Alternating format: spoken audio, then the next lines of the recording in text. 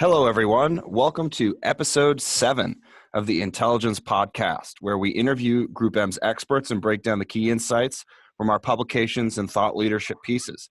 I'm your host, Jared Bayman. GroupM recently released its 2019 end-of-year UK advertising forecast that outlines our predictions on UK advertising growth going into 2020.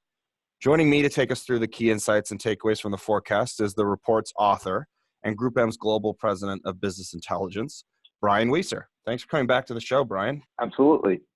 Maybe I could start with some of the highlights. The UK is in rude health despite all the uncertainty around Brexit. That is not necessarily an intuitive outcome, but I think what's happened is that you have digital advertising, which is really driving growth, and more specifically, marketers who are concentrated in digital, emerging brands, but also some of the world's biggest global giants, really driving that top line number. Yeah, absolutely. And one of the things that I found to be really interesting, and in your report, it was the growth of the UK market over the last handful of years. It's one of the fastest growing advertising markets in the world, up a massive 55% over 2013's totals. Is this surprising given all that's been going on with the threat of Brexit?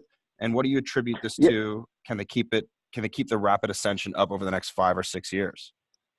Yeah, well, and to the extent that the UK, it is surprising, first of all, to the extent that the UK and the US are two markets globally which have probably benefited disproportionately from this effect of digital brands massively increasing how much they're spending. That's not necessarily something you would have expected 5 years ago. It's possible it keeps going and keeps the growth rate really elevated going forward. Yeah, and one of the fascinating things, obviously the growth of digital is really a big driver for both the US and the UK. But one of the things that I found to be particularly fascinating in the report, 8 companies alone make up about 5% of the world's total spend and an entire percentage point of growth.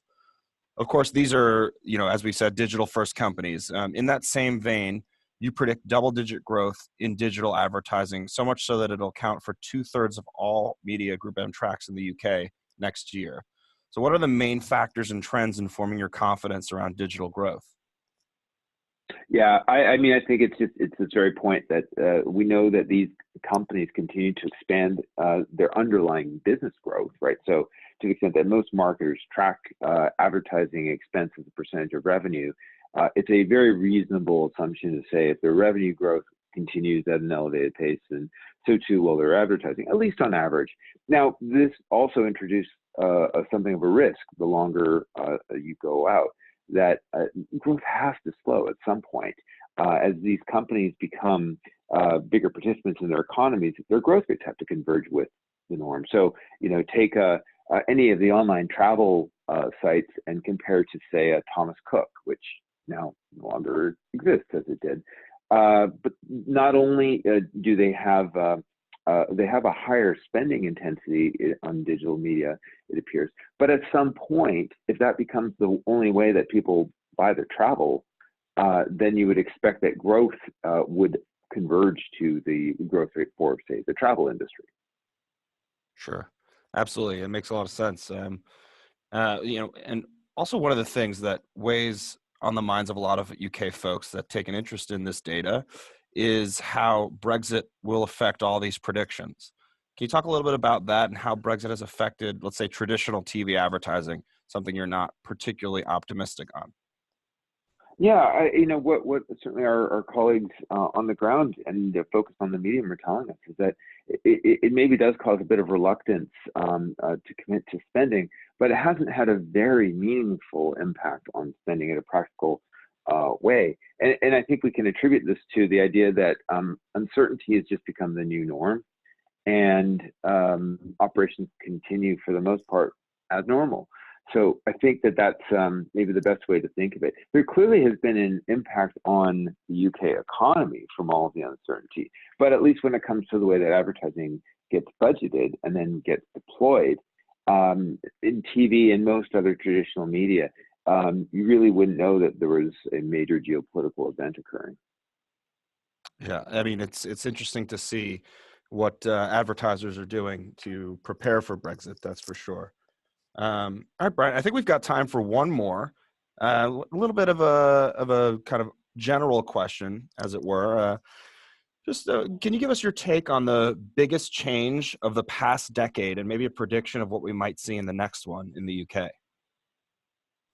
Oh, that's a really good question. I mean, I think you have to point to the scale of digital advertising and just everything that's meant, both in terms of bringing online new national or global marketers, but also small advertisers for whom options for advertising might have been less readily available.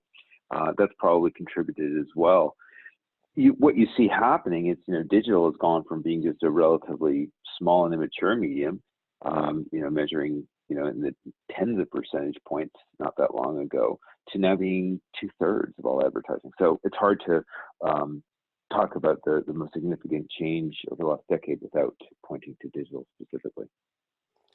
Yeah, and it's gonna just I think it's gonna keep going, and we'll see what ends up happening with it as the 2020s approach. Fantastic stuff as always, Brian. That's all the time we've got for today. You can listen to this podcast and all other episodes at our link in the posting above. Tune in next week as Brian takes us through the key takeaways and insights in the U.S. forecast. If you have any questions about our UK forecast, please leave it in the comments, and Brian will do his best to answer you. Thanks for listening.